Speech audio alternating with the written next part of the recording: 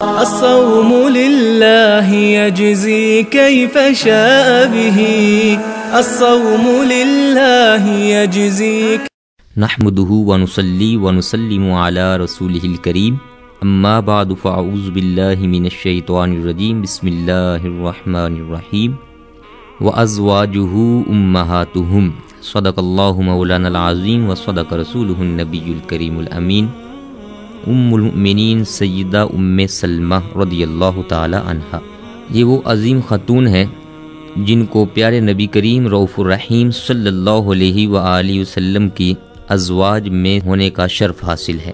ان کا جو نام ہے وہ ہے ہند بنت ابی امیہ، کنیت ہے ان کی ام سلمہ، کیونکہ ان کا ایک بیٹا تھا جو سلمہ نامی تھا، اسی کے نام کی مناسبت سے آپ کی کنیت رکھی گئی ام سلمہ۔ آپ قریش کے خاندان مخزوم سے تعلق رکھتی تھیں۔ پہلا نکاح آپ کا عبداللہ بن عبد الاسد سے ہوا تھا جو ابو سلمہ کے نام سے مشہور ہیں۔ ابتدائے اسلام ہی میں یہ دونوں میاں بیوی مشرف با اسلام ہوئے تھے۔ جب آپ نے ابتداءً ہی اسلام قبول کیا تو جو اسلام کے اندر پہلی ہجرت ہوتی ہے ہجرت حبشہ، قریش مکہ کے تکلیف دینے کی وجہ سے بڑے مسلمان اس ہجرت کے اندر شامل تھے، جن میں حضرت سیدنا عثمان غنی رضی اللہ تعالیٰ عنہ بھی موجود تھے۔ تو انہی کے اندر حضرت عبداللہ بن عبد الاسد اور آپ کی زوجہ حضرت ام سلمہ یہ بھی شامل تھیں۔ جس وقت مدینہ طیبہ کی طرف ہجرت ہونی شروع ہو گئی، اجازت ہوئی، تب آپ بڑی مشکلات کا سامنا کرتے ہوئے ہجرت حبشہ سے روانہ ہو کر واپس مدینہ طیبہ کی طرف ہجرت کرتے ہیں۔ آپ کے جو شوہر تھے حضرت ابو سلمہ، وہ انتہائی شاہ سوار اور بڑے دلیر انسان تھے۔ غزوہ بدر کے اندر بھی شریک ہوئے، غزوہ احد کے اندر بھی شریک ہوئے، لیکن غزوہ احد میں ان کو چند زخم گہرے آئے۔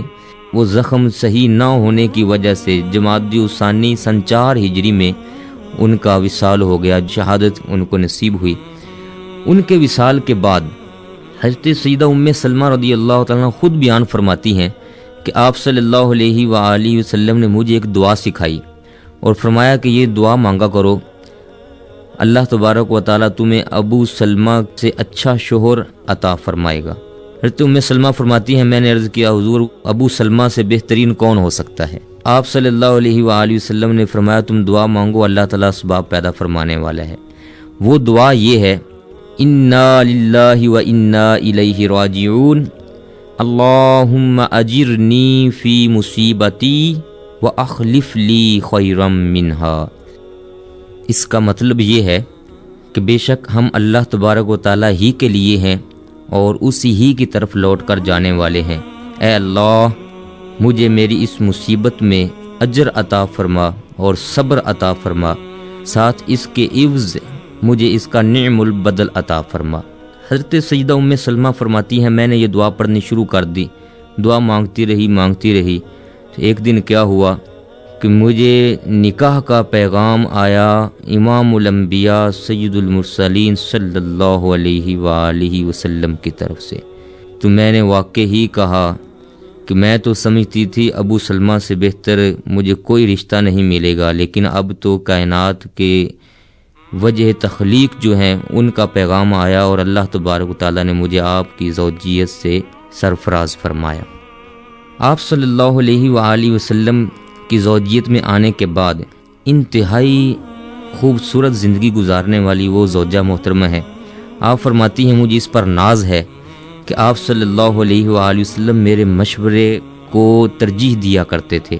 ایک بار آپ خود واقعہ بیان فرماتی ہیں، صحیح بخاری شریف کے اندر یہ موجود ہے۔ فرمایا جس وقت صلح حدیبیہ ہوا تو آپ نے صلح حدیبیہ کے اختتام پر فرمایا تھا صحابہ کرام کو کہ اپنی قربانیاں کر لو اور سر منڈوا لو۔ صحابہ کرام چاہتے تھے کہ ہم آگے چل کے عمرہ بھی کریں، لیکن آپ صلی اللہ علیہ وآلہ وسلم نے جب یہ حکم دیا تو ایک بار انہوں نے پس و پیش کی، تو آپ صلی اللہ علیہ وآلہ وسلم ام سلمہ رضی اللہ تعالیٰ کے پاس تشریف لائے اور فرمایا میں نے یہ فرمایا ہے، اس کے بارے تمہاری کیا رائے ہے؟ تو ام المؤمنین سیدہ ام سلمہ رضی اللہ تعالیٰ عنہ فرماتی ہیں میں نے عرض کیا حضور آپ ایسے کریں، بجائے فرمانے کے ان کو آپ چل کے خود اپنی قربانی کریں اور آپ خود اپنا سر انور کا حلق کروائیں، پھر دیکھیے کیا ہوتا ہے۔ تو فرمایا کریم آقا علیہ الصلوۃ والسلام نے میرے مشورے کو تسلیم فرمایا اور چل کے خود قربانی کی، اور سر انور جب حلق کروایا تو سارے صحابہ کرام علیہم رضوان آپ کے اس عمل مبارک کو دیکھ کے قربانیاں بھی کرنے لگے اور سر بھی اپنے حلق کروانے لگے۔ اس واقعے سے معلوم ہوتا ہے کہ آپ علم النفس کے حوالے سے بھی بہت بڑی عالمہ اور فاضلہ تھیں۔ علمی حیثیت کے اعتبار سے آپ ازواج مطہرات میں بلند مرتبہ رکھتی ہیں، تاہم اماں جی عائشہ صدیقہ رضی اللہ تعالیٰ عنہ اور ام سلمہ رضی اللہ تعالیٰ عنہ کا ان میں کوئی جواب نہیں۔ ام المؤمنین سیدہ ام سلمہ رضی اللہ تعالیٰ عنہ سے 378 روایتیں حدیث طیبات کی موجود ہیں جو مختلف معاملات زندگی سے تعلق رکھتی ہیں۔ آپ صلی اللہ علیہ وسلم کو ان سے اس قدر محبت تھی، پیار تھا، الفت تھی کہ ایک مرتبہ انہوں نے کہا یا رسول اللہ صلی اللہ علیہ وسلم، اس کا کیا سبب ہے کہ ہمارا قرآن پاک میں ذکر نہیں ہے، ہم خواتین کا ذکر نہیں ہے؟ تو اللہ تبارک و تعالیٰ نے فوری ان کے اس کہنے پر پوری آیت نازل فرمائی جس میں ان المسلمین والمسلمات والمؤمنین والمؤمنات والقانتین والقانتات والصادقین والصادقات، یہ ہر مومن مرد کے ساتھ خواتین کا ذکر جو مومنہ خواتین ہیں ان کا ذکر کر کے تو ان کی عظمت اور شان کو واضح فرمایا گیا، اور ان کو حضرت جبریل علیہ السلام کی زیارت کرنے کا بھی شرف حاصل ہوا ہے۔ وہ اس طرح کہ ایک بار پیارے جبریل امین علیہ السلام تشریف لائے اور وہ تھے انسانی شکل میں۔ آپ صلی اللہ علیہ وآلہ وسلم نے ان کے جانے کے بعد پوچھا کہ اے ام المؤمنین، ان کو پہچانا یہ کون تھے؟ تو آپ نے عرض کی کہ مجھے تو یہ داہیہ قلبی لگتے تھے۔ تو آپ نے فرمایا کہ یہ تھے جبریل امین علیہ السلام جو ان کی شکل میں آئے ہوئے تھے۔ ازواج مطہرات میں سے آپ سب سے لمبی عمر پانے والی ہیں، اور دنیا میں سب سے آخر میں آپ ہی کا وصال ہوا ہے۔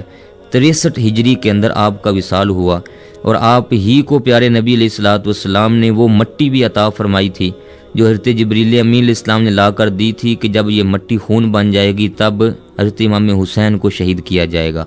تو وہ مٹی بھی آپ ہی کے پاس رہی، اور جس دن حضرت سیدنا امام حسین کا وصال ہوا آپ نے دیکھا اس مٹی کا رنگ تبدیل ہو گیا تھا۔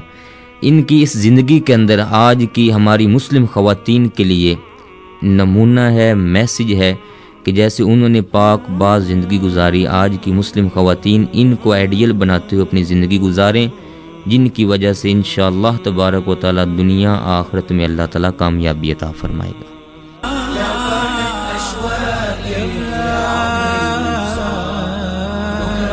يا